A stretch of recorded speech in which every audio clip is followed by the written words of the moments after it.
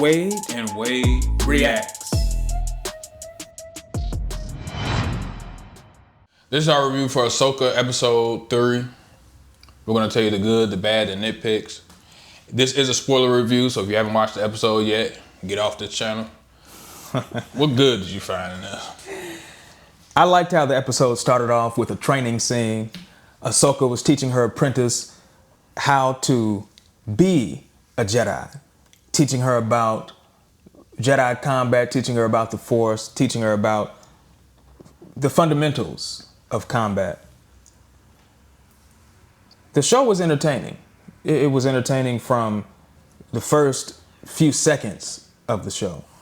Then I like the ending scene, or the scene at the end of this episode where I forgot his name. Balin. Where Balin did what he did. Yeah, just that little scene where they just show him standing there. That was good. I want to touch on what you said about that training scene, because a lot of people get it mixed up when it comes to the Force in Star Wars. They think because George Lucas introduced midichlorians that everybody can access the Force, which we know that Qui-Gon Jinn and others have said that the Force lives in every being in the universe. Now we know some have midichlorians that are higher than others, which allows them to access the Force easier than others. But I think what they were trying to do in this show with Sabine is that she has a connection, like they say everybody has a connection, but they're trying to put, like, you train it up. Oh, yeah. She might not be able to pull down a spaceship like Vader or lift up an X-Wing like Luke and Yoda, but she can get her Force to a level where she might be able to pull her lightsaber to her, or she might be able to use Force premonition, like what was the blind guy that Donnie Yen played in Rogue One? Yeah, so I think And Rey. Yeah, so I think that's what Dave Filoni is doing. And the action on the show is good too, especially that dogfight when they was chasing them through space and Ahsoka came out on the ship. And when she came out the ship, she had a space suit on. Yeah, that was tight, yeah. Yeah, I'm like, man, the last time we seen somebody in space, they didn't have a spacesuit on. General Leia. I guess her connection was so strong with the Force, she didn't need one. Yeah, gliding through space. Like, man, and it's to the point where some people said that Star Wars space isn't like our space. It's not a vacuum. I'm like, man, get out of here. Now, this series shows that their space is a vacuum. It's a vacuum, and you do need a spacesuit to endure the atmosphere of space in the Star Wars universe. Yeah, some people's having a problem with Leia blocking the blaster bolts or the ship bolts. But they showed in the episode that the ones that was coming out of the ship, their blasters or their laser bolts, it was a little bit smaller than the ones that Morgan Elsbeth shot at their ship, which actually damaged their ship when they got hit. Did you mean Ahsoka? Who did I say? You said Leia. Oh, okay, yeah. See, they got me all mixed up with this sequel trilogy.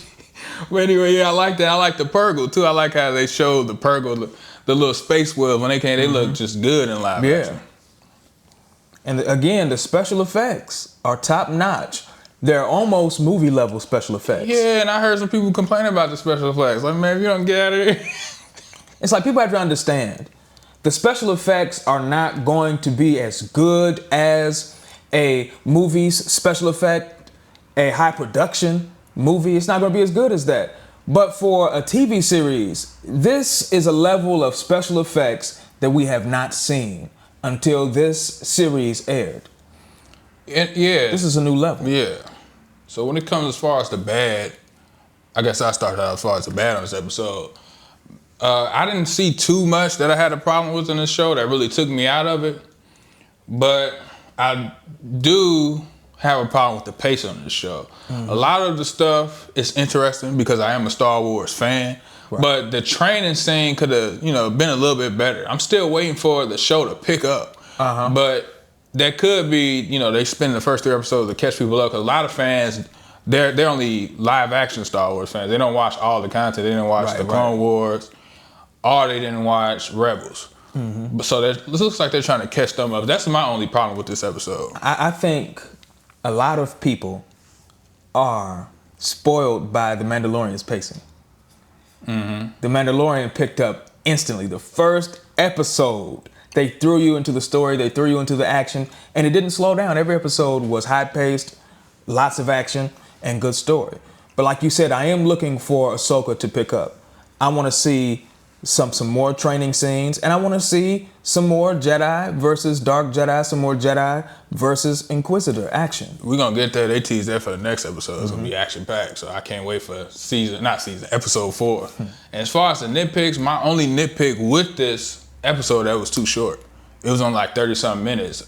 I want the episodes to be like an hour because we seen that Netflix, that's what they do. Right. Witcher was like an hour. Some of them was even longer than an hour. One Piece, the new One Piece, their episodes are longer than an hour. I wish Disney would do the same. Right. The first 2 episodes were over an hour long. So why not continue that trend?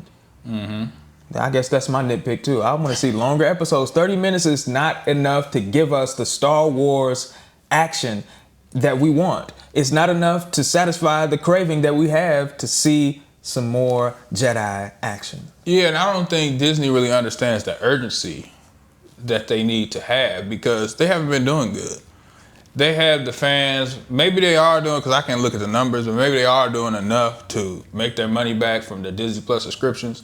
But a lot of shows have been a letdown, like Book of Boba Fett, Obi-Wan, and even Andor, even though Andor was good, but it didn't capture all the Star Wars fans' interest. Because Andor is not really what Star Wars is about. It's a good spy thriller, political thriller, espionage and all that stuff, but come on now, people want to see space battles, lightsaber fights. Now for the people who did enjoy the storylines of episode 1 and 2, they might really enjoy Andor.